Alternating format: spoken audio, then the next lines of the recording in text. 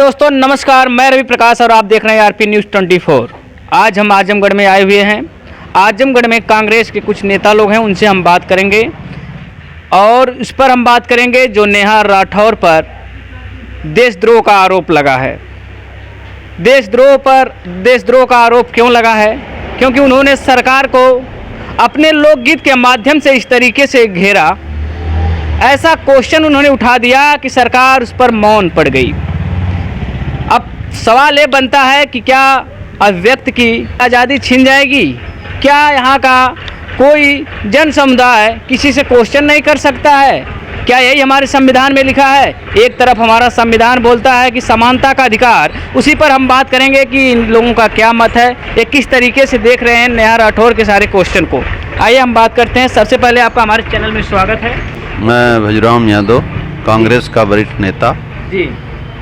तो हमारा क्वेश्चन है, क्या इस गवर्नमेंट में अभिव्यक्त की आज़ादी को छीना जा रहा है? नेहा राठौर को जिस तरीके से देशद्रोह का आरोप लगा है, इसको आप किस तरीके से देख रहे हैं? और नेहा राठौर को तो मैं बधाई देना चाहता हूं कि कबीर दास जी के बाद अगर किसी ने कविता के माध्यम से देश और संविधान की बात किया है जी, संविधान बचाओ की बात किया है, तो इससे बड़ी बात नहीं कोई हो सकती। अगर नेहा राठौर के ऊपर इन लोगों ने धाराएं लगाई हैं तो वो निराधार हैं, क्योंकि नेहा राठौर अपनी कविता के माध्यम से पूरे समाज की बात करती हैं, विद्यार्थियों की बात करती हैं, बेरोजगारी की बात करती हैं। फिरकापरस्त ताकतें जो हमारे प्रदेश को और देश को मतलब डिस्टर्ब कर रहे हैं, ऐसे लोगों पे वो अपनी कविताओं के माध्यम से अपनी बात को रखती हैं, जो संविधान बचाने से लेकर के लोकतंत्र बचाने और आज़ादी बचाने तक की बात उनकी कविताओं में हमने देखा है। तो अगर नेहा राठौर को हमारी ज़रूरत पड़ेगी तो कांग्रेस चुप नहीं बैठेगी। ऐसे लोगों की आज के समाज को ज़रूरत है। कबीरदास जी अपनी लेखनी से जाने जाते हैं। आप जान ही रहे हैं, कहा जाता था कि जो काशी में मरेगा स्वर्ग जाएगा, और जो मगहर में मरेगा वो नरक में जाएगा। तो कबीरदास जी क्या कहे? प्रेम है? तो उसी तरह का है। वो कहे कि जिसको स्वर्ग जाना वो काशी में मरे, मैं तो मगहर में ही मरूंगा, भले नरक में जाऊं। तो आज के समाज में उस तरह की अभिव्यक्ति का अभाव है। तो नेहा राठौर अगर कविताएं बना रही हैं, बेरोजगारी पे बना रही हैं, तो सरकार को काहे चिढ़ हो रही है? नहीं, अभी हाल में कई ऐसे हैं, जैसे फोरियम चैनल भी डिलीट कर दिया गया है और एक बिश्नोई करके थे, उनका भी चैनल डिलीट हो गया है। तो इससे क्या आभास होता है कि ये गवर्नमेंट कहीं ना कहीं इस लोगों को मतलब डरा रही है, धमका रही है कि अगर उसके पक्ष में कोई बोलेगा, उनके विपक्ष में कोई बोलेगा, पत्रकार बोलेगा या कोई अपनी कविता के माध्यम से टारगेट उनको बनाएगा या उनसे सवाल करेगा, अगर इसी तरीके से होता रहेगा तो आम जनता क्या सवाल कर सकती है? देखिए, जो भी चैनल ये बंद कर रहे हैं, आप रवीश कुमार को याद करिए। रवीश कुमार का इतना बढ़िया राष्ट्रीय ही नहीं अंतर्राष्ट्रीय पैमाने पे रवीश कुमार की जो समीक्षा आती थी, मैं डेली सुनने वाला उसमें से मैं व्यक्ति था।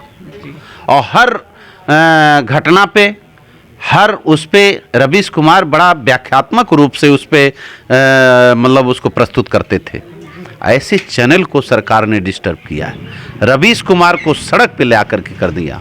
लेकिन रवीश कुमार वो संकल्पित थे देश के प्रति, वो यूट्यूब पे अपना चैनल बना करके आज भी सक्रिय हैं। क्या उस प्रतिभा को रोक पाएगा कोई? नहीं। तो अगर हमारे आपके अंदर प्रतिभा है तो हम कहीं रुकने वाले नहीं हैं। हमारे अंदर अगर हमारी रगों में देश प्रेम है, देशभक्ति है, तो हमें देश की कुर्बानी के लिए कोई मतलब वो नहीं है। देश खुशहाल रहेगा तो हम खुशहाल रहेंगे। पहले देश है, इसके बाद हम हैं। लेकिन भाजपा के लोगों में, आरएसएस और करणी सेना के लोगों में ये है, नहीं हम ही हैं, देश पीछे। देश को आज़ाद हुए 75 साल से ऊपर हो गया। नागपुर में कभी राष्ट्रीय ध्वज नहीं फहराया गया था, आज इन लोगों ने फहराने का काम किया है। मोहन भागवत प्रधानमंत्री और मुख्यमंत्री की समीक्षा करेंगे? वो किसी सदन के सदस्य हैं? संविधान उनको अधिकार दे रहा है? हैं? बताइए ना। तो इस तरह की इन लोगों की मानसिकता है। हमारा संविधान खतरे में है। हमारे संविधान को ये लोग एक किनारे कर दिए हैं और अपनी मनुवादी ताकतों को आगे करके और देश के अंदर दहशत पैदा करके ये राज करना चाहते हैं। आज ही नहीं, हमारे वोट के अधिकार को भी समाप्त करने की इनकी प्लानिंग है। एक क्या इनका चल रहा है, एक चुनाव की बात करने वाले लोग हैं, एक चुनाव की बात करने वाले हैं। तो हाँ, वन नेशन और वन इलेक्शन की ये बात करने वाले लोग हैं। ऐसे लोगों से देश के लोगों को सतर्क रहने की ज़रूरत है। इनकी करनी कथनी में ज़मीन आसमान का फ़र्क है। आज संविधान को ये लोग किनारे क्यों कर रहे हैं? जितना भी इन्होंने विधेयक ले आए, न बिना चर्चा के, बिना बहस के पास कर दिए उसको, चाहे वो किसानों का काला कानून रहा हो, चाहे जो भी, हाँ, सब 12 बजे के बाद वो यादवों को परेशान करते हैं। देखिए, आज इनके निशाने पे यादव भी है, माइनॉरिटी भी है, हरिजन भी है, अपर क्लास के जो गरीब लोग हैं उनके भी ऊपर है।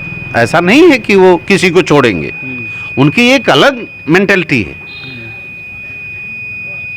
लेकिन हम आज धन्य हैं कि हमें डॉक्टर भीमराव अंबेडकर जैसे व्यक्ति मिले, विद्वान। वो व्यक्ति नहीं थे, वो महामानव के रूप में, मानव नहीं थे, वो महामानव के रूप में यहाँ आए थे। और उन्होंने जो संविधान इस देश में लिखा और दिया है, ये अपने आप में बहुत बड़ी बात है। उन्होंने पूरा जीवन अपना देश के लिए लगा दिया, पूरे विश्व का संविधान पढ़ा।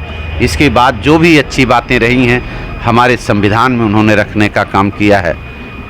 हमारा देश तो आज़ाद हो गया, चाहे अशफाक उल्लाह खां आज़ाद, बिस्मिल, भगत सिंह, सब लोग फांसी के फंदे पर लटक करके हंसते हुए शहीद हुए हैं कि आने वाली पीढ़ी हमें कोसेगी नहीं, हमें पूजने का काम करेगी। ये जज्बा था उनके अंदर। ऐसे नहीं हमारा देश आज़ाद हुआ है, लेकिन आज हमारे देश की आज़ादी खतरे में। आज राहुल गांधी के नेतृत्व में, प्रियंका गांधी जी के नेतृत्व में जो कांग्रेस चल रही है, वो संविधान बचाओ और देश बचाओ, आज़ादी बचाओ का जो राहुल जी के नेतृत्व में जो लड़ाई लड़ी जा रही है, कांग्रेस के सिपाही संकल्पित होकर के राहुल गांधी के नेतृत्व में देश को बचाना और संविधान को बचाने के लिए कटिबद्ध है। जो भी कुर्बानी देनी पड़ेगी, कांग्रेस के सिपाही पीछे नहीं हटेंगे। उसके लिए जो भी कुर्बानी देनी पड़ेगी, कांग्रेस के सिपाही हमेशा तैयार हैं। चलिए, बहुत बहुत धन्यवाद, आप हमसे जुड़े।